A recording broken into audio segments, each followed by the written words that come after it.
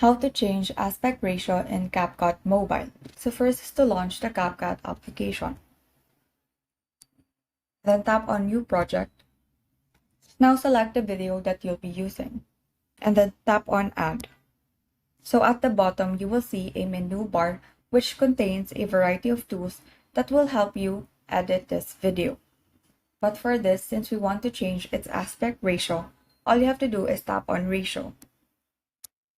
Now select the ratio that you want to use. So say for example, I want this video to be posted on my TikTok account. Therefore, I'll be using the ratio used in TikTok videos, which is the 9:16. And then hit the check mark. Now to resize and adjust the position of your video, what you have to do is to tap on this. Now to resize your video, you need 2 fingers.